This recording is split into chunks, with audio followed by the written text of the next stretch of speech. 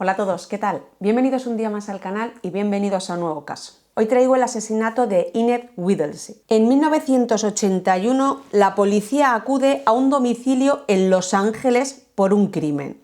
Allí encuentran una huella parcial cerca del pomo de una de las puertas de la escena del crimen. Pero dado el año en el que se comete el crimen, a los investigadores les es totalmente imposible encontrar ningún sospechoso. Fue 17 años después que, gracias a las nuevas tecnologías forenses, consiguen encontrar al culpable. Sin mucho más que agregar, destripemos este caso.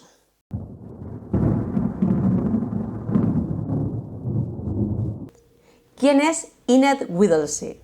Enid Whittlesey fue hija de Charles Whittlesey, quien fue uno de los mejores arquitectos de Estados Unidos a principios del siglo XX. Fue el primero en diseñar estructuras que se podían rellenar con cemento. Diseñó y construyó estaciones de tren a lo largo de todos los Estados Unidos. La más famosa es la estación de Albuquerque, y su segundo trabajo más reconocido fue el Hotel Tubor, construido en 1902 junto al Gran Cañón. El Tobar es un hotel y una reserva natural con visitas al Gran Cañón de Colorado. Charles Whittlesey tuvo 4 hijos. Enid fue la mayor y con la que más cosas compartía, entre ellas su espíritu libre y su gran creatividad. Enid Whittlesey era una mujer elegante y muy atractiva. Era delgada, alta, con un pelo muy bonito y una sonrisa deslumbrante. Enid tuvo que luchar contra la presión que le ejercía su familia para que fuera a la universidad, pero ella decidió dedicarse al vodevil. Y a los 17 años comienza su carrera como bailarina. También fue cantante y actuó en la Ópera de San Francisco. Nunca se casó ni tuvo hijos, pero le gustaban mucho los niños. Siendo un poco más mayor, consiguió trabajo de gobernanta y en los años 50 se jubiló y se trasladó a una de las casas que tenía su familia en la calle Cimarrón de Los Ángeles. Nunca tuvo coche, siempre se desplazó en bicicleta y de hecho eso fue lo que la hizo famosa en el barrio. Eso y que se paraba a hablar siempre con los niños. Los vecinos del barrio contaron que Enid se relacionaba mucho mejor con los niños que con los adultos, que notaban en ella cierta parte infantil en su personalidad. De hecho, los vecinos la llamaban la señora de la bicicleta y todos la tenían un gran cariño. A sus 80 años, todavía vivía en su casita de Los Ángeles y salía a caminar con su bicicleta. Pero un día, de repente, algo cambió en ella y empezó a preocuparse y a tener mucho miedo por si algún extraño se metía en su casa. De hecho, se había construido su propio sistema de alarma con unos alambres, unas cuerdas y unas latas, para que sonase si alguien entraba por una ventana o una puerta de la casa. El 13 de marzo de 1981, uno de sus vecinos se percata de que la puerta de Enid está abierta y de que hay sangre en la entrada. Los servicios de emergencia, cuando llegan a la casa, se encuentran en la planta de arriba, en su habitación, a Enid, de 86 años, muerta. Estaba muerta debido a ser víctima de varias puñaladas. Frank Boland fue el primer detective en llegar a la escena del crimen. El dormitorio estaba revuelto y se veía que el móvil del crimen fue el robo. Había varios cajones abiertos y muchas cosas tiradas. Varias de ellas tenían sangre dentro y fuera de los cajones. El detective también encontró gotas de sangre que bajaban por el lado izquierdo de la escalera, lo que les hacía pensar que el atacante fue el que dejó las gotas de sangre mientras se alejaba de la habitación, bajando por las escaleras hacia la puerta principal. En la puerta principal había una huella digital, lo que les indicaba que el atacante había atravesado esa puerta. Los investigadores tenían muestras de sangre y huellas con las que esperaban dar con el asesino, mientras crean una cronología de los hechos. Ellos piensan que el asesino llegó al porche de la casa, abrió una ventana, entró por ella y pisó el piano, que como tenía polvo dejó una huella y en algún momento sacó un cuchillo. Subió por las escaleras y atacó a Enid. Enid tenía muchos cortes y varias heridas punzantes en distintas partes de su cuerpo. Tenía una herida en posición defensiva en la parte externa de la muñeca derecha, lo que indicaba que para defenderse del atacante levantó el brazo. Y en algún momento del ataque el asesino resultó herido. Muchas veces ocurre que cuando una persona porta un cuchillo, ataca a alguien y se mancha de sangre, el cuchillo resbala. Y ellos dan por hecho que es lo que ha pasado y por eso él se ha cortado y que el reguero de sangre que hay por las escaleras es del asesino, que después de asesinar a Enid bajó por las escaleras con la mano izquierda ensangrentada, dejando las gotas de sangre. Salió por la puerta principal, donde dejó una huella. y robó la bicicleta de Enid que estaba en el porche para huir. Michelle Kessler fue la encargada de recoger las muestras de sangre de la casa. Comenzó por el piano del salón. Esa sangre estaba seca y quebradiza, así que la recogió con un escalpelo. La puso en una hoja de papel blanco y la dobló por los dos lados para que la sangre estuviera aireada y después metió la hoja en un sobre. Con las manchas de sangre de la puerta utilizó una técnica diferente. Para aquella época utilizaban trocitos de gasa empapada en agua y pinzas desechables que se limpiaban de vez en cuando con alcohol. Los especialistas en huellas dactilares encontraron 3 huellas en la ventana del porche y una cuarta huella en el arco de la puerta principal de la casa. En un principio ellos pensaban que esa huella parcial pertenecía a la palma de la mano. Los investigadores hicieron fotos de las huellas de las pisadas iluminándolas en ángulo oblicuo. Con todas estas pruebas ellos logran entender qué es lo que había pasado en esa casa y cómo se había cometido el crimen, pero seguían sin tener ningún sospechoso. El asesinato de Enid fue en 1981, 5 años antes de que se usara por primera vez la prueba de ADN en un caso por asesinato.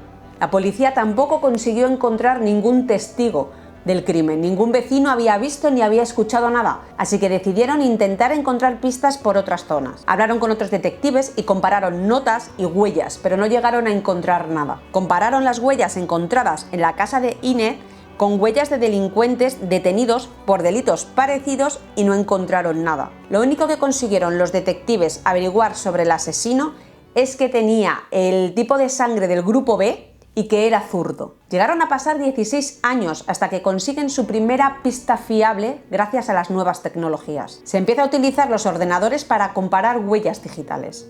Llegaron los escáneres para capturar las huellas y se pudieron comprimir y formatear los archivos. Y así se creó el AFIS, Sistema Automatizado de Identificación de Huellas Dactilares. Es un sistema informático que toma una foto de la huella, la escanea y después elabora una lista de candidatos de unos 10 individuos que tienen características parecidas a las de la huella que se busca.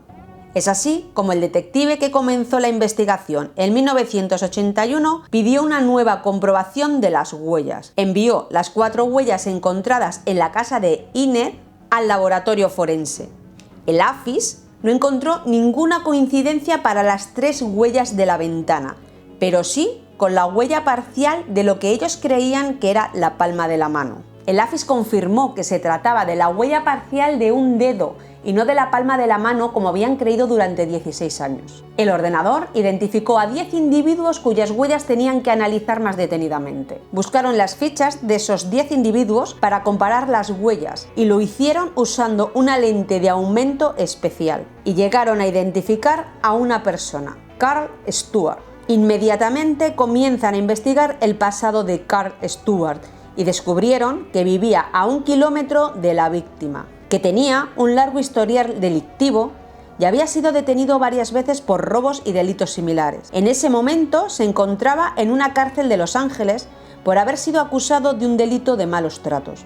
El detective fue a buscar a su mujer, que fue la que había puesto la denuncia por malos tratos. Ella habla con el detective y le cuenta que Carl, aparte de haber cometido varios robos, no siente ningún tipo de respeto por los ancianos. De hecho, le comentó que Carl tenía en su punto de mira a los ancianos de Beverly Hills, Culver City y Wilshire. Dato que también les ofreció es que Carl Stuart era zurdo. El 26 de diciembre de 1996 detienen e interrogan a Carl Stuart. Comienzan a hacerle preguntas sobre su pasado, su niñez, hasta que poco a poco llegan al día de los hechos. A todo lo que le preguntaban, él negaba tener nada que ver con ello, que no conocía a Enid, pero poco a poco comienza a cambiar su versión y empieza a contar que sí, que la conocía porque de vez en cuando la veía por el barrio paseando con su bicicleta y que cuando la veía paseando con su bicicleta siempre saludaba a los niños del barrio. Los detectives le iban dando poquito a poco información sobre las pruebas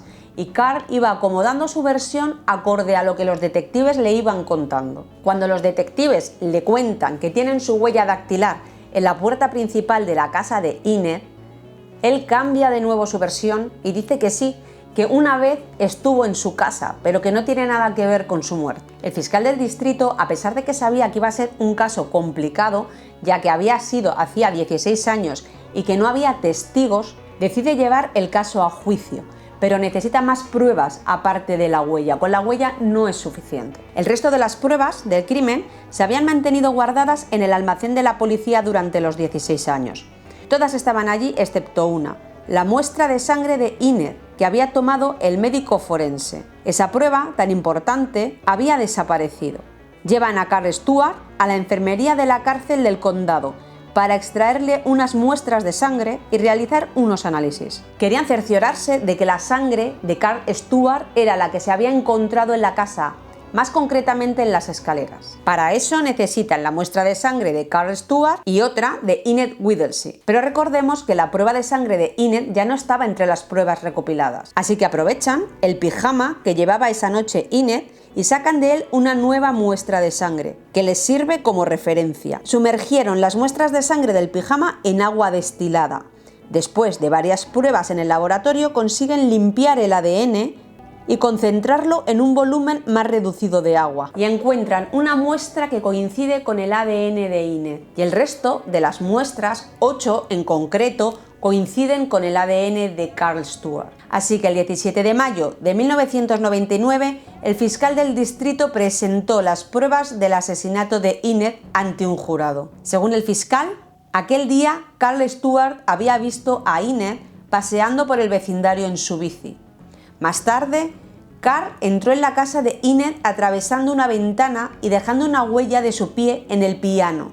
El móvil, el robo. En todo momento su intención era robar, pero cuando sube al piso de arriba se encuentra con Enid y comienzan un forcejeo que le provoca a Enid lesiones en las muñecas y en los brazos al intentar defenderse. Mientras forcejean, Stuart se hizo un corte en la mano izquierda que dejó un rastro de sangre por todo el lado izquierdo de la escalera. Al salir de la casa, dejó una huella incompleta en el marco de la puerta principal. El jurado tardó solamente 2 horas en declararle culpable de asesinato en primer grado y fue sentenciado a cadena perpetua sin posibilidad de libertad condicional. Bueno, y hasta aquí el vídeo de hoy. Espero que os haya gustado, sobre todo que no lo conocierais, y yo por lo demás, si os ha gustado, manita arriba, y si os apetece seguir viendo este tipo de vídeos en mi canal, suscribiros y activar las campanitas. Yo por lo demás nos vemos en el siguiente caso. Chao.